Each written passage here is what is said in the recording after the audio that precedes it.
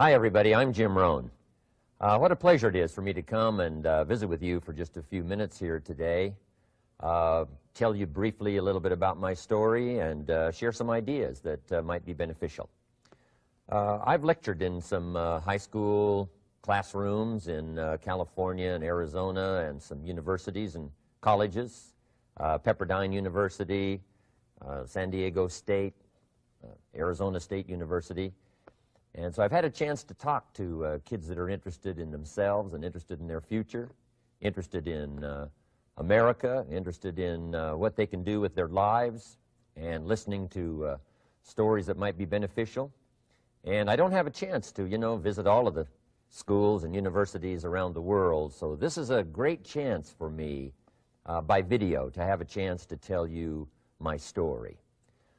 Just briefly, let me tell you my story. I grew up in Idaho, farm country.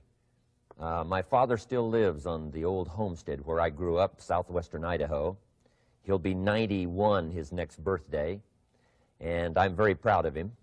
I went to high school. I graduated. I went to college 1 year.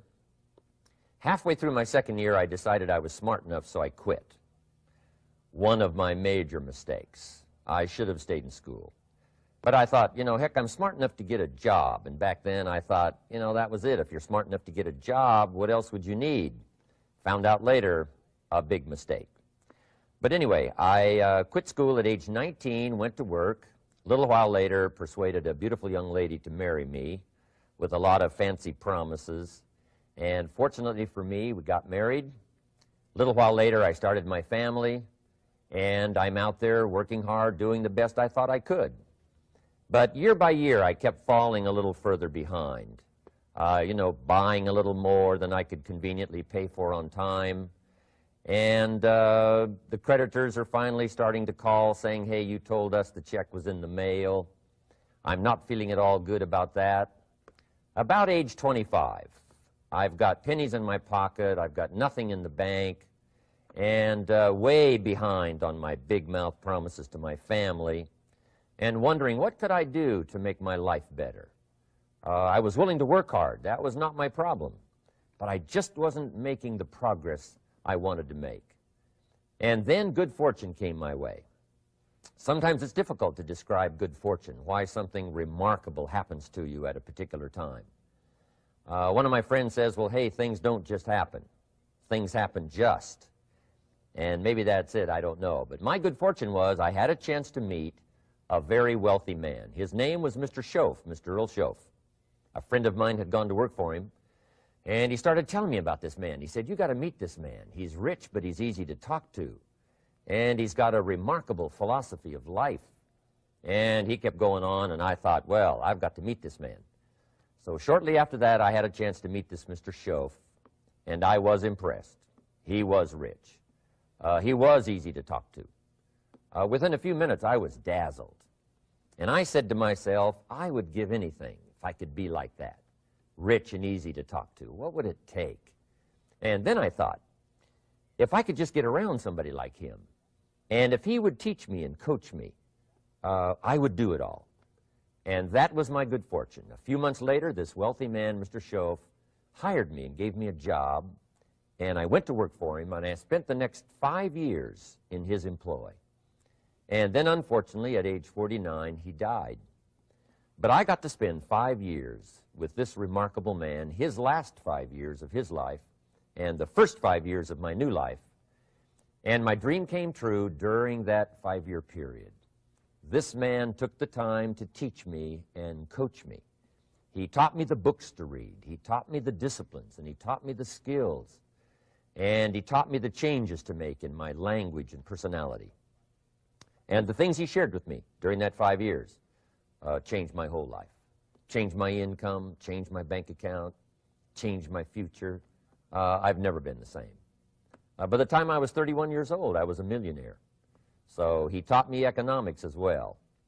So how lucky can you get to meet the right person at the right time who takes the time to share with you ideas that can change your life? A lot of rich people, right, don't take the time, but he did, and he also had the ability. Some people want to share their experiences, but they don't quite know how to say it. But he had it all, and he used language that I could understand, and those ideas greatly affected my life. I wish he was still alive today. If he was, I'd be calling him today one more time, thanking him for the time he spent with me sharing his life and his experiences that so dramatically affected my life. Then, how I really came to be invited to speak to you today. 30-plus years ago, I was living in Beverly Hills, California. And a friend of mine one day said, "Jim, you've got to come and tell your story to my service club." He belonged to the Rotary Club. And he said, "I know your story. Idaho farm boy makes it to Beverly Hills." But he said, "I know my club members would love to hear your story. Would you come and at our breakfast meeting and tell your story?" And I said, "Okay." So I arranged a little talk, went and shared my story that morning, and guess what? They liked it. And my phone rang. Another club called and said, "Would you come and tell us that story?" My phone rings. Another club calls, said, "We've heard about your story. We have a luncheon meeting. Would you come share your story?" First thing I know, I'm spending a little piece of my time giving these breakfast talks and luncheon talks. And then one day, a man who heard my talk about 3 times said, "Would you come and talk to my management and salespeople?" He said, "I've got this little company going, and he said, if you would spend some time talking with my management and salespeople, I'd be happy to pay you." And I thought, wow, wouldn't that be something? Tell my story and my experiences and get paid? He said, "I'd be happy to."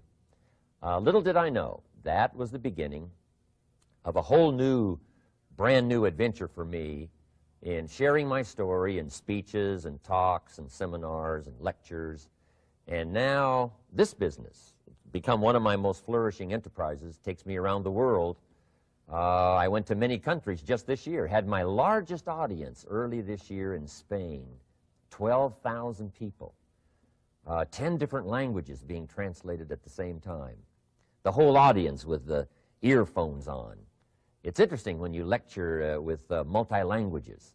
You know, when you hit the punchline, you know, the Spanish laugh first, and then the French get it, and then finally the Italians get it, and last the Germans finally get it. And then I say, "Hey, the Germans finally got it. I guess we can continue."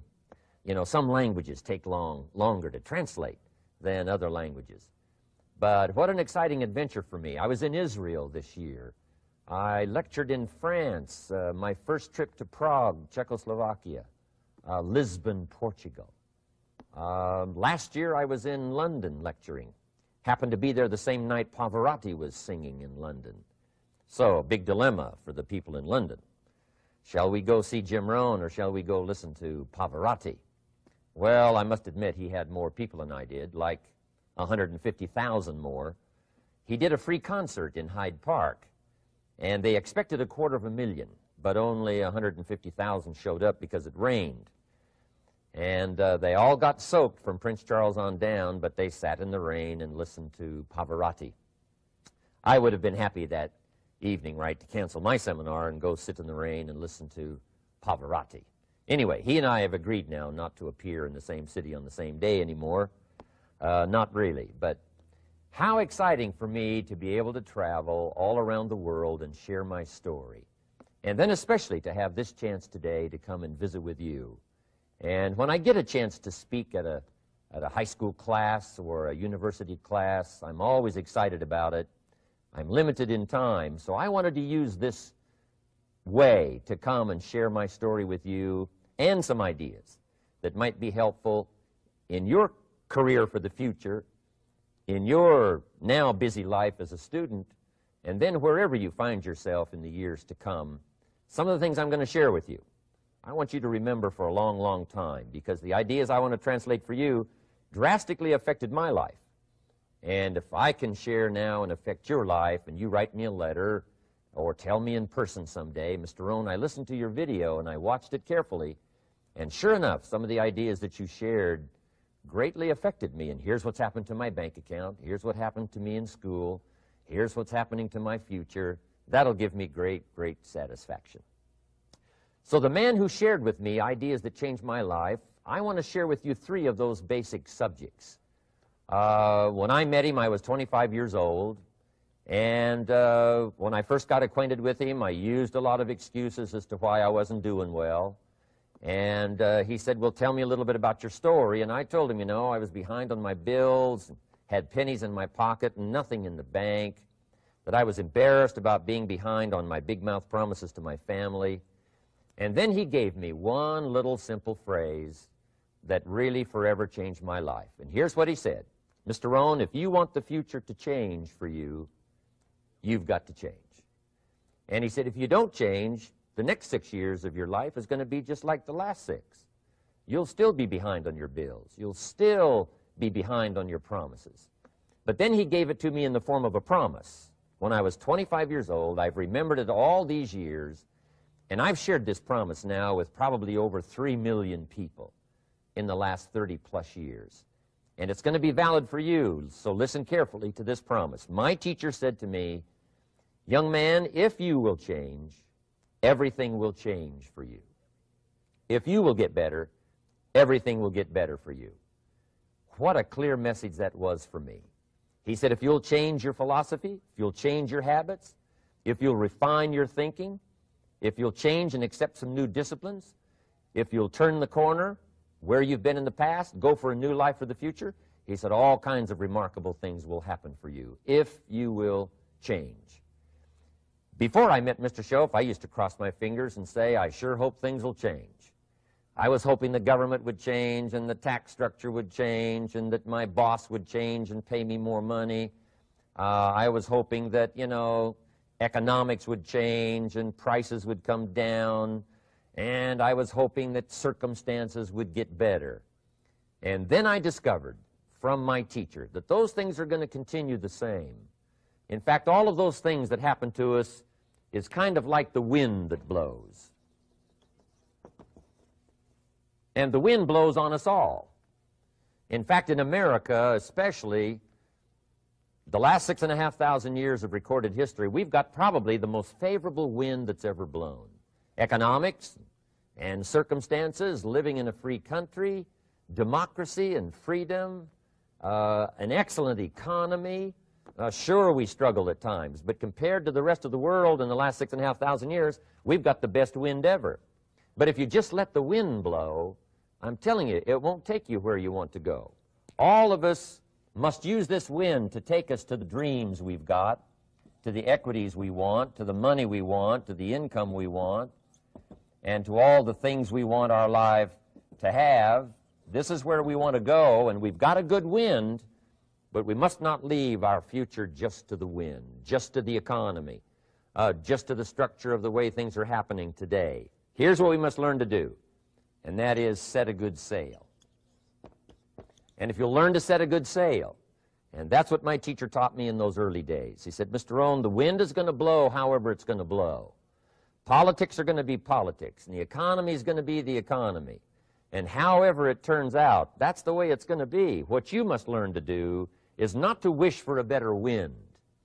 That's naive. The key is to wish for the wisdom and the skills and the learning so that you can set a better sail. And so that's what I did at age 25. I went to work not on the economy. I went to work not on the community. I didn't go to work to try to change the government. I didn't go to work to try to change my boss or the company. I didn't go to work to try to change circumstances. I went to work to try to change myself. And I picked up that promise my teacher shared with me, that if I would change, my income would change. If I would change, my bank account would change. If I would change, my future would change. And sure enough, his promise came true for me. The first 6 years of my economic life, I wound up broke. Those pennies in my pocket, nothing in the bank, behind on my promises. The second 6 years of my economic life, I wound up rich.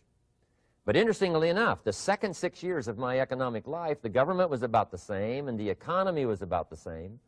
You know, the companies were about the same. What they paid was the same. Circumstances around me were the same. You know, my negative relatives were the same. But I was not the same. That's how my life changed. And that's how things started working for me, changing my life all those years ago. So that's what I wanted to share with you to begin with, this beginning of what Mr. Schoaf shared with me, that if I wanted my life to change, this was what I was going to have to do. And so he broke it down into 3 subjects that really made an impact on my life, and I want to share those with you. The first subject he called personal development. And the second subject he called setting goals. And the third was how to become financially independent. And I'd like to give you just a few clues from those three major subjects that so dramatically affected my life. And let's get started. The first one is personal development. Now, in illustrating personal development, Mr. Schoaf, my teacher, started with money. You know, money's not the only place to start in talking personal development, but it's where he started, so let me share the thoughts he shared with me back then. Let me share them with you. Here's the best lesson I can give you on economics. It's very simple. We get paid for bringing value to the marketplace. That's about as simple as I can put economics. We get paid for bringing value to the marketplace. Now, it takes time to bring value to the marketplace. However, we do not get paid for time, so we cross that out. Mistakenly, the man says, I'm making about $20 for an hour. Not true. If that was true, you could just stay home, right, and have them send your money. So that's not true. We don't get paid for time. We get paid for value brought to the marketplace. Now, since that's true, here's one of the key questions of my talk to you today. Is it possible to become twice as valuable to the marketplace and make twice as much money in the same time? Is that possible? The answer is yes. Could you become 3 times as valuable as you might be right now to the marketplace and make 3 times as much money in the same time? And the answer is yes. 5 times, 10 times? Of course. America is unique. It's a ladder to climb. It starts down here, let's say, at $5 an hour, and it keeps going up. Top income last year, $80 million. The guy who runs Coca-Cola. Now, that's a heck of a ladder. That's why everybody wants to come here, right? The boat people are not headed for Vietnam. People haven't plotted and schemed for 50 years saying if I could just get to Poland, everything would be okay. Not true. Everybody wants to come to America. And the reason is because we've got the best wind ever blowing in our favor. We've got the best economic opportunity anybody's had in 6,500 years. And all you have to do is understand it and take advantage of it. Now, there's some key questions to ask here. Why would the marketplace pay someone only $5 an hour? Very simple answer. They're not very valuable to the marketplace. Now, we must underline to the marketplace. This person might be a very valuable brother. Yes. Member of the family, valuable. Yes. Valuable member of the church, of course. Valuable citizen of the country? Yes. Valuable in the sight of God? No doubt. We're all of equal value in the sight of God. But if you're not very valuable to the marketplace, you don't get much money. You say, well, it shouldn't be that way. Well, then you got to start your own country. You know, this one's been in process for 200 years, and this is the best we've been able to come up with so far. But here's the key. You don't have to stay here. Now, there was a big debate in Congress last year that this $5 was not enough, should be 6, should be 6, should be 6. But we don't need legislation. 6 is already on this ladder. The next step up. You know, if you work for McDonald's, they'll pay you $5 an hour to take out the trash. If you whistle while you take out the trash, they'll pay you $6 an hour. So we don't need that legislation. You just need to take lessons on how to whistle. Have a good attitude. Now, as you begin to climb this ladder, why would the marketplace pay some people $50 an hour? Answer, evidently, they must be more valuable to the marketplace. 10 times more valuable. And is that possible for someone to be 10 times more valuable and earn $50 an hour instead of 5? And the answer is yes. That's what America is all about. Now, why would the marketplace pay some people $500 an hour? Evidently, this person must be much more valuable to the marketplace. That's what's important to understand, to the marketplace. And would the marketplace pay one person $80 million for 1 year's work? And the answer is, of course. If you helped a company make $1 billion, would they pay you $80 million? I'm telling you, it is possible. And that's why America is so exciting. That's why this financial ladder is so exciting. It's possible for all of this to come true for all of you, no matter where you start. As a student in school, just getting started out there in the workplace, this is all possible for you. Now, Mr. Schoaf gave me the clue on how to climb this ladder as high as I wanted to climb. Now, we're talking primarily economics here. There's a lot of other ways to become valuable to your family, valuable to your friends, valuable to the community, valuable to the team, right? Valuable to the team effort, valuable to the concert. But here's what he said to me. In climbing this ladder economically, all you have to do is work harder on yourself than you do on your job. Once I heard that, it made sense to me. I kept hoping that everything else would change around me, found out that if I went to work on myself, worked on my skills, worked on my language, if I became better than I was each year, if I grew in skills and language and vocabulary and competence, then I would become attractive to the marketplace. Not very long ago, a company called me and said, Mr. Rouhen, we're expanding internationally. We'd like to have a bit of your expertise to help us. Would you give us a bit of your time? We'll add some millions to your fortune. And I said, okay. And I thought later, isn't that interesting? They would call me. Then my second thought was, of course they'd call me. Who else would they call? I can get the job done. Now, what a contrast for me, farm boy from Idaho, raised in obscurity, parents of modest means, broke when I was 25.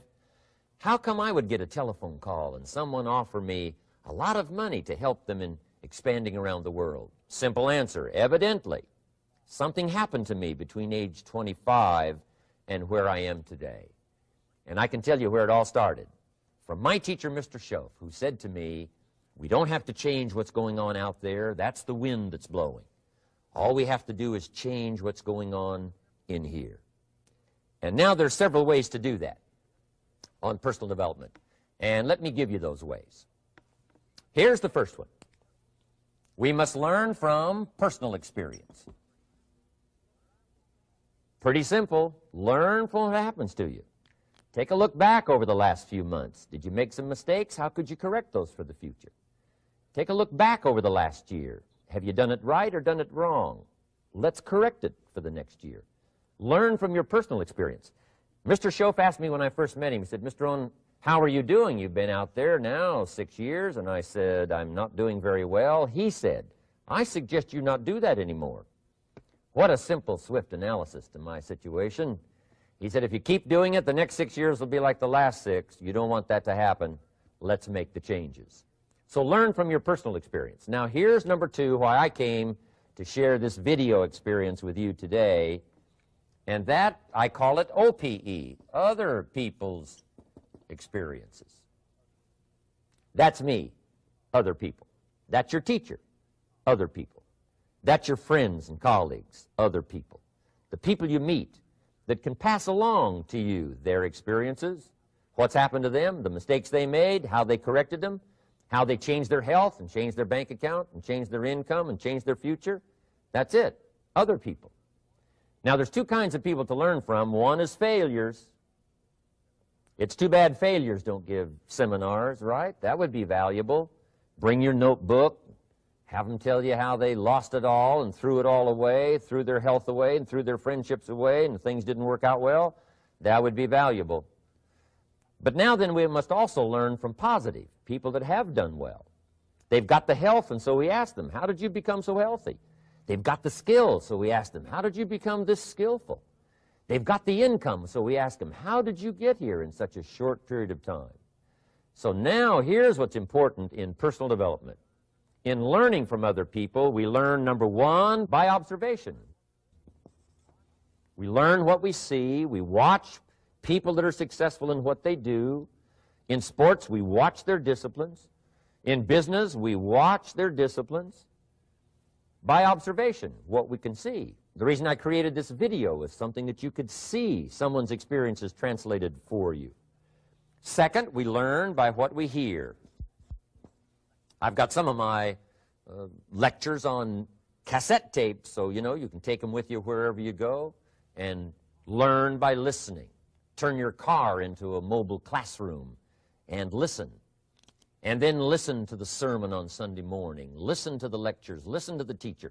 Listen to someone who's got something good to say.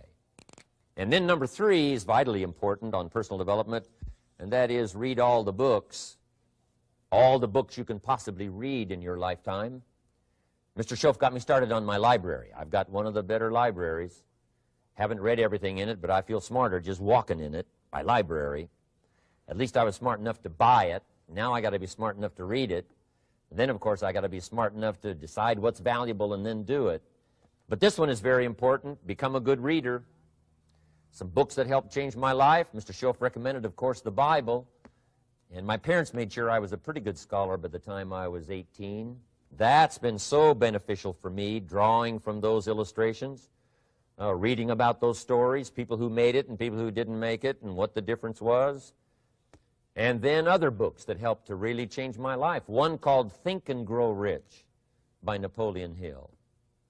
And then a book that helped me become financially independent by the time I was 31. And that book is called The Richest Man in Babylon by George Clason. And I'm going to share a little bit of that book with you when I get to financial independence today, our 3rd subject.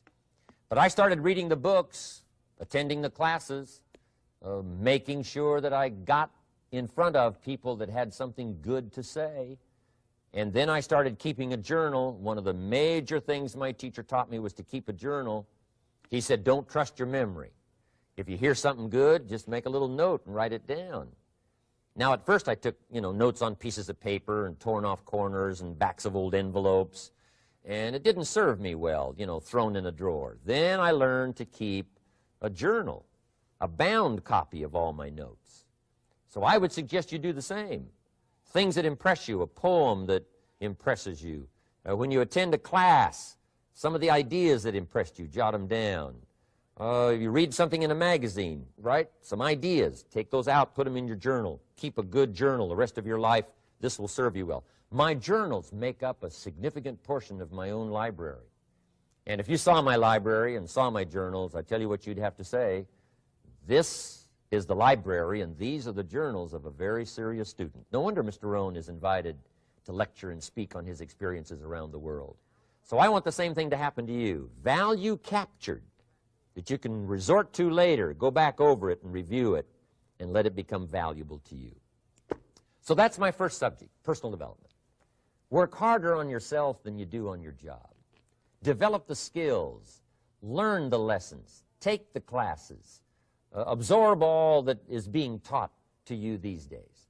And then later on, of course, you can sort it out, what's valuable to you and how to refine it for your business and for your life and for your future. But the main thing is to get it and start this process of personal change, personal development. And let me say it one more time. If you will change, everything will change for you. You'll never be the same. You'll keep growing. As you look back on a few months, look back on a few years, you won't believe the progress you can make. Economically, your relationship with your family, your friends, and whether you're in sports or economics or whatever, I'm telling you, that whole process of committing yourself for personal change, personal value, can really make your life unique and worthwhile. Now let's cover the second subject, on setting goals. Mr. Schoaf gave me some tips on setting goals that changed my life forever. And I want to share those with you.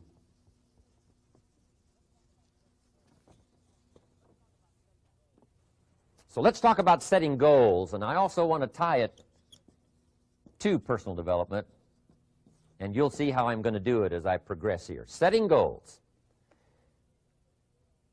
We need to take a look into the future. There are 4 things to consider in terms of attitude. One is how you feel about the past.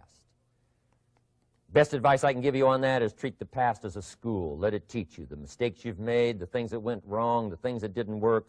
Don't use the past as a burden to carry, and don't use the past as a club to beat yourself to death. past losses, past failures, past mistakes. But let the past be a school. Tough school maybe. We've all been through some tough stuff. So if you feel good about the past, draw from it for experience and let it teach you. Then next is how you feel about the future. We've got to have the future well designed. The future is called the promise. And here's what we teach in our leadership series. The promise of the future can be an awesome force for your own future. The promise of the future, designing the future. There's two ways to face the future. One is with apprehension, and the other is with anticipation. I promise you, in my travels around the world, most people face the future with apprehension. And here's why. They don't have it well designed. They've sort of left that up to someone else to fix. But here's the best way to face the future, with anticipation. And you can face the future with anticipation if the future is clear, if the future is well designed. And I would like to have you consider some thoughts with me that help me to really change my future by giving it some thought and some consideration. And here it is. In setting goals, it's very simple. Number one, decide what you want. You just take a little time. You sit down and say, what do I want? What kind of skills do I want? What kind of income do I want for the future? What would I like? Where would I like to go? Places I'd like to visit? Habits I'd like to acquire? Skills I'd like to have? You just take a little time to think about what you want. Economics, friendships, people you'd like to meet, places you'd like to go. You just take some time. And then I suggest, when you've thought about what you want for the future, make a list. Just jot it all down. It's really a very simple process. And then here's number three. Keep all the old lists. I'm telling you, this served me so well, keeping my old list of goals. I look back now 10, 20 years ago at goals I set, lists I made, and I smile now because here's what I thought was so important, 20 years ago. Now some of those things aren't even on my list. I've got a new list. I've grown. I've changed. I've matured. But I give you that advice. Decide what you want. Number two, write it down. Number three, keep the old lists. And then here's number four. When you get something that's on one of these lists, check it off. Part of the fun of having a list is checking it off. And then if you can add some drama to checking it off, see, that's what really helps. I set a goal to go to Spain many, many years ago. And when I finally made my first trip to Spain, I had that journal with me that had that list in it. And while I had my journal on my lap, waiting for the wheels to touch down in Madrid, I waited until the wheels touched the runway, and I checked it off, just adding a little drama. So part of the fun of having a list is checking it off. Now, here's what's important about the lists and designing your future. If the future gets clear, the price gets easier. Because you got to remember, for every promise, there's a price to pay. Everybody's got to pay the price. Everybody's got to do the deal. Everybody's got to do the disciplines. Everybody has to pay. But here's what I've discovered. If the promise is clear and powerful, the price is easy to pay. The price is some classes. The price is a few books. The price is a few disciplines. The price is finding something that'll make your life better, make you grow, make you change, make you develop. So the first part of the key is to design the promise. Then, what is the price to pay? I'm telling you, the price will be easy. Anybody in my audience can pay it, no matter where you are, where you come from. Color doesn't matter, religion doesn't matter, where you grew up doesn't matter, circumstances don't matter. I'm telling you, if you'll make the promise of the future clear for yourself, the things you want, the places you want to go, the things you want to have, the person you want to become, the skills you want, the homes you want, the future you want, the friends you want, all of the values of life that you could possibly want. If you'll make that clear, make those lists, and be serious about it, I promise you it's an easy price to pay. Anybody can pay it. And the best advice I can give you is, if I can do it, you can do it. Farm boy from Idaho, raised in obscurity, I changed my life, turned it upside down, turned it all around, found economics, found future, found promise, and if I can do it, you can do it.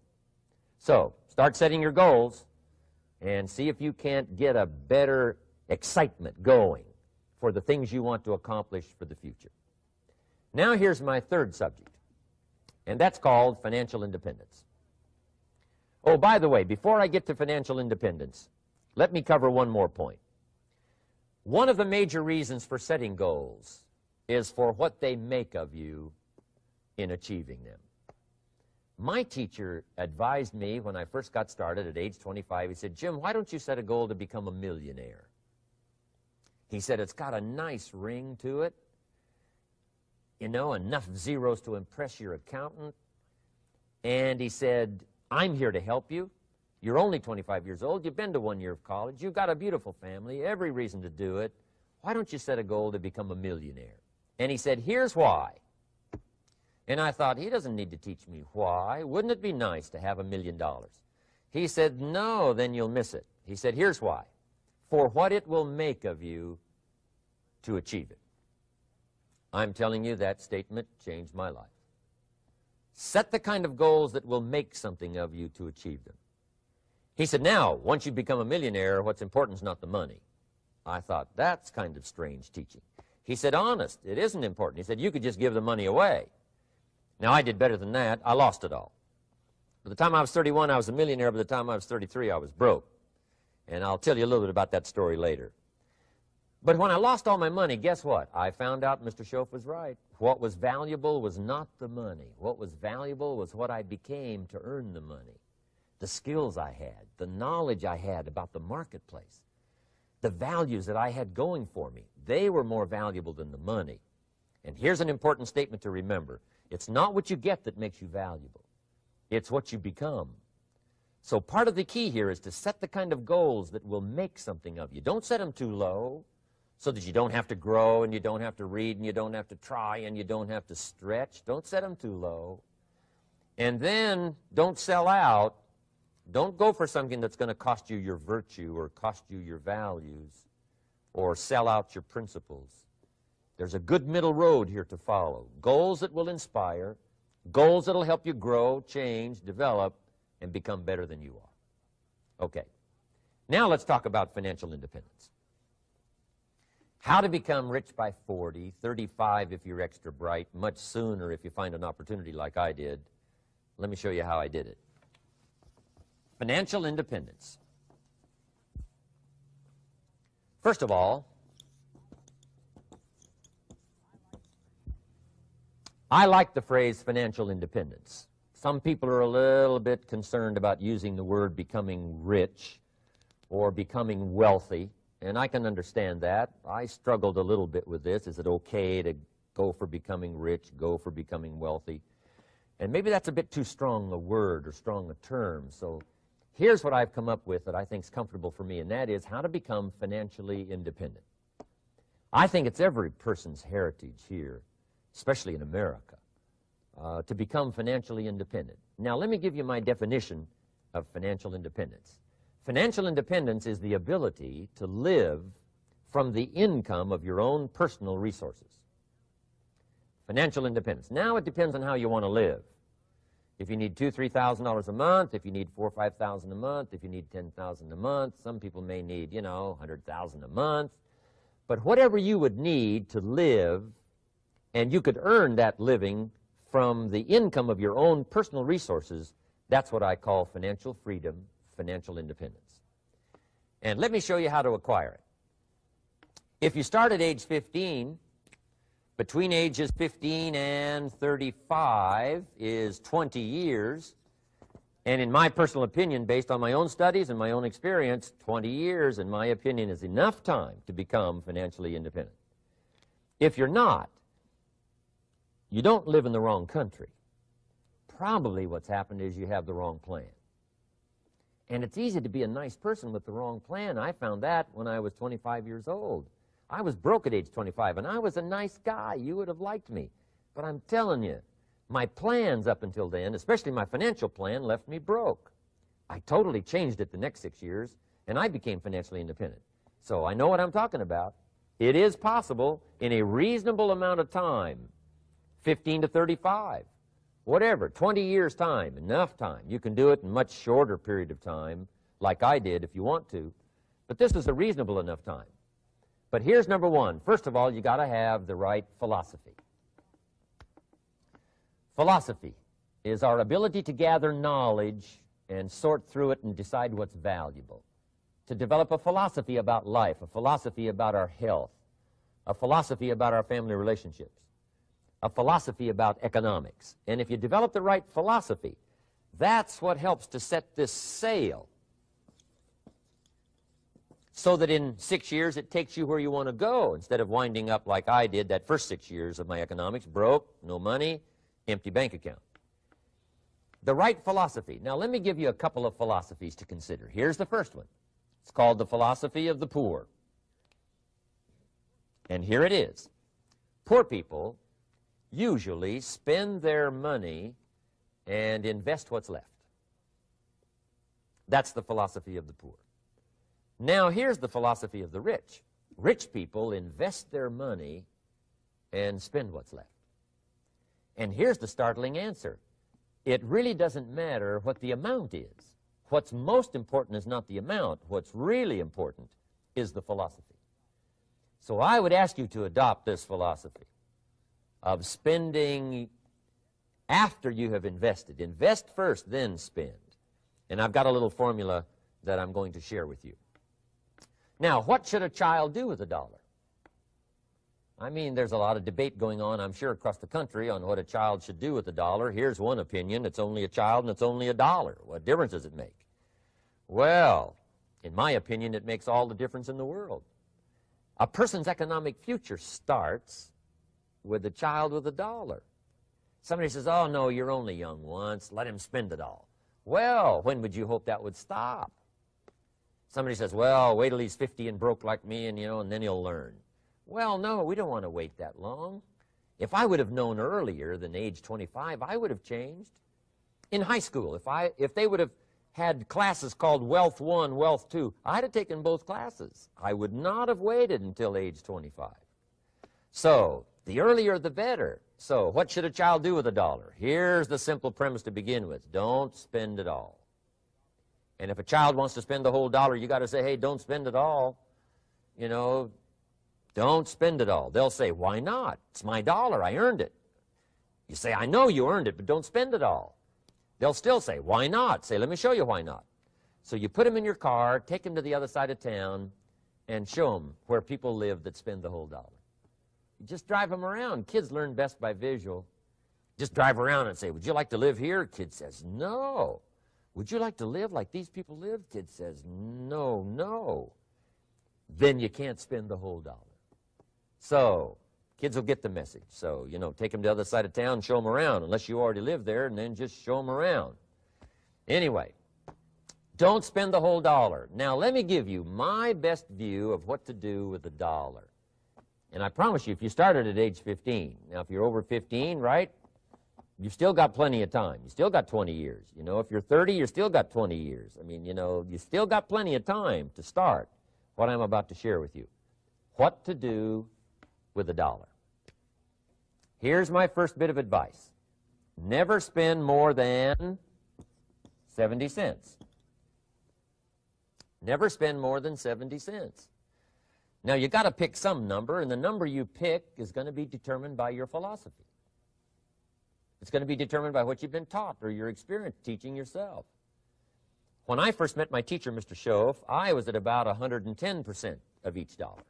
I'm down at budget finance, hawking my furniture and my car one more time. And then I learned a whole better formula for financial independence. Number one, don't spend more than 70 cents. Now, kids say to me, well, okay, what do I do with the other 30 cents? And here's what I teach them. 10 cents for charity. Charity or church, or helping people that can't help themselves. 10 cents to support worthy projects. Projects that you feel good about. 10 cents out of every $1. It's called being generous with part of what you've taken out of society. Now, in my opinion, nothing teaches us character better than generosity. No class, no teacher, no book teaches character better than generosity. And the best time to start is when the amounts are small And I know if kids learn these lessons well, they'll give a dime out of a dollar, help people that can't help themselves, support worthy projects. Or if you belong to a church, they teach tithe, piece of. That's very important. Now, because when the amounts get larger, sometimes it's a little more difficult. You know, giving 100,000 out of a million, someone says, oh, if I had a million, I'd give 100,000. I'm not sure. That's a lot of money. So the time to start is when the amounts are small, 10 cents out of the dollar. Okay, next 10 cents I call active capital. Active capital means do something to make a profit. Active capital. Set aside a portion of your income. Wages are okay, but I'm telling you, wages will make you a living. Profits will make you a fortune. So set aside part of your income as capital, called active capital. Any kind of project you can possibly think of, you can possibly come up with. I'm going to write a new book, I think, for kids. I think the title is going to be, Of Course, Kids Should Pay Taxes. It's kind of an interesting title. In California, kids do pay taxes. When a child walks into 7-Eleven, buys something that costs $1, the proprietor says, give me 7 more pennies. And the child says, hey, what's these 7 pennies for? And the proprietor says, that's the taxes. Kid says, well, hey, I'm only 8 years old. Proprietor says, congratulations, you're my youngest taxpayer. Give me the money. So in California, where I live, kids do pay taxes. Big question is, should they? And my book will answer that question. Of course, kids should pay taxes. Nothing is for free. If you want to ride your bicycle on the sidewalk instead of in the mud, you got to pay the 7 pennies. Nothing is free, so we all have to pay. So, 10 cents out of your living, out of the money you earn, set aside for capital. Capital to try your best to show a profit. And in my book, it's going to be all kinds of ways kids can make money, right? 2 bicycles, one to ride and one to rent. I mean, you know, it doesn't take long to figure out some enterprise that'll start making a profit. Then you must jot this down if you're taking notes. Profits are better than wages. 1, you can't usually start wages until you're about 16, 15, 16, but you can make a profit long before you're eligible to start earning wages. And then there's no limit to profits, and they can double and triple and quadruple. You know, there's no limit. It's incredible how fast profits can grow. So profits are better than wages. Wages make you a living. Profits make you a fortune. Now, the third 10 cents is vitally important. I call it passive capital. Capital you let somebody else use. A financial institution, stocks and bonds, mutual funds, whatever. Let someone else use it. You furnish the money. They use it to make a profit, but they pay you for the use of it, called interest. And here's one of the things that will make you financially independent fairly quickly, and that's called compound interest. And this is how you get it. Letting someone else use a portion of your money, your substance. They show the profit, they pay you interest. And this passive capital, I'm telling you, over a sustained period of time, if you'll develop this little 10, 10, 10, and 70, especially starting at age 15, I'm telling you, by the time you're 35, you will be financially independent. You'll have the ability to live from the income of your own resources. And then one more point on passive capital. There's a Bible philosophy. I'm an amateur on the Bible.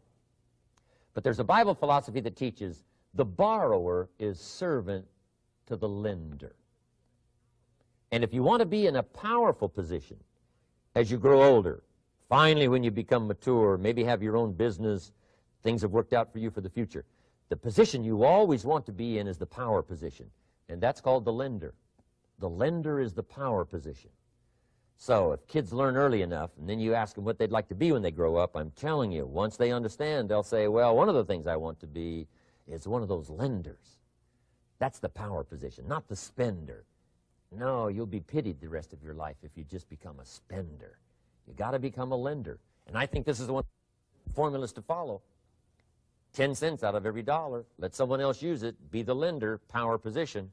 Then try to show a profit. Can't we teach our children how to take $1, search the neighborhood, find a broken wagon, pay $1 for it, bring it home, you know, clean it up, sand it until it's clean, paint it red till it shines, straighten out the wheels till they're true, take it back to the neighborhood, sell it for $5? Anybody can do that. Now, does the child deserve $4 profit? And the answer is yes. Society now has a mended wagon. And that's what America's all about. Finding something, touching it, making it better, making a profit, taking part of your resources, helping people who can't help themselves. Let someone else use it to make a profit. Some projects require more capital than one person has. Exciting. And then let them pay you for the use of it. America's had this philosophy now all these years. Communism has taught all these years capital belongs in the hands of the state, not in the hands of the people. We've been teaching all these years capital belongs in the hands of the people, not in the hands of the state. And we turned out to be right. Capital in the hands of the kids, capital in the hands of the people. Enterprises that make a profit, enterprises that grow. It's the hope of our future. So that little simple formula, I hope, will help you. Now, one more key on financial independence, and that is attitude. Attitude. Here's number one. I used to say, I hate to pay my bills. My teacher straightened me out on that. He said, let's see, Mr. Rouhen, what you hate to do is pay $100 on an account and reduce your liabilities and increase your assets. I said, well, no, not if you look at it that way. He said, well, it all depends on how you look at it. So wouldn't you love to pay your bills, reduce your liabilities, increase your assets? You got to have that kind of attitude. I found out the same attitude about taxes. I used to say, I hate to pay my taxes. And Mr. Shove said, well, that's one way to live. But don't you understand? Taxes is how we care and feed the goose that lays the golden eggs. Wouldn't you want to do your share? Someone says, yes, but the goose eats too much. Probably true. But hey, we all eat too much. We all need to go on a diet. Better a fat goose than no goose. So I finally became a happy taxpayer. Now, I think taxes are too high, so I'm working to get taxes lowered for our economic future. But then whatever they turn out to be, I gladly pay, do my part, because that's what makes the whole system run, each of us doing our part. Now, I want these three subjects to be valuable for you. I want them to have meaning for you. I want you someday to be financially independent.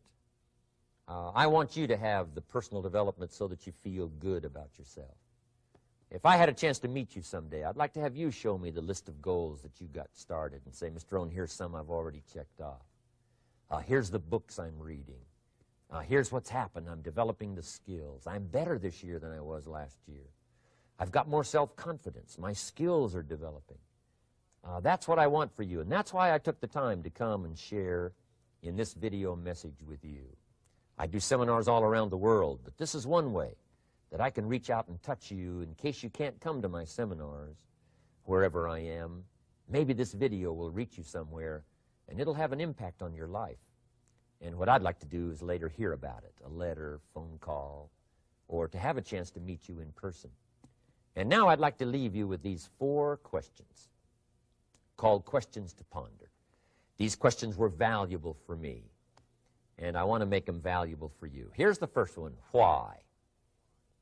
We all ask why we should work this hard, why take that many classes, why go to school that many years, you know, why take the notes, why read the books, why work that hard, why put yourself through the push-ups and the disciplines, why? Good question, why? Best answer to why, I think, is the second question. Why not?